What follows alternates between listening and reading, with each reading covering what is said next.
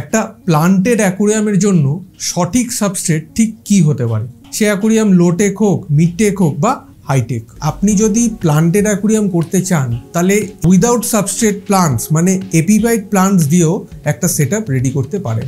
শুধু স্যান্ডে কি plants grow করা সম্ভব?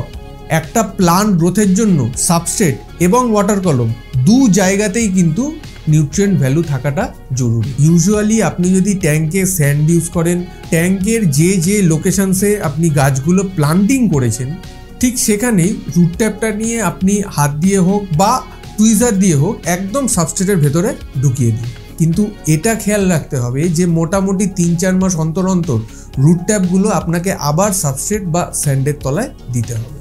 দ্বিতীয় যে ট্রিকটা সেটা হলো স্যান্ডের নিচে গার্ডেন সয়েল ইউজ করা। তবে হ্যাঁ, গার্ডেন সয়েল যেখান দিয়ে আপনি কিনছেন অবশ্যই খেয়াল রাখবেন সেই মাটির মধ্যে যাতে কোনো রকম সার মিক্স করা না থাকে। স্যান্ড গার্ডেন সয়েলের পরেই সব থেকে বেস্ট অপশন হলো অ্যাকোয়া সয়েল বা commercial soil. Aquatic plants grow করার জন্য যত রকম নিউট্রিয়েন্টসের প্রয়োজন সবই এই অ্যাকোয়া সয়েলে মজুদ আছে। এই গার্ডেন সয়েল দিয়ে বানানো সাবস্ট্রেট এবং অ্যাকোয়া সয়েল এই দুটো মোটামুটি কতদিন লাস্টিং করতে পারে। আরও বিশদে জানতে হলে নিচে দেওয়া ভিডিও লিঙ্কে ক্লিক করে গোটা ভিডিওটা একবার দেখে নিতে পারেন।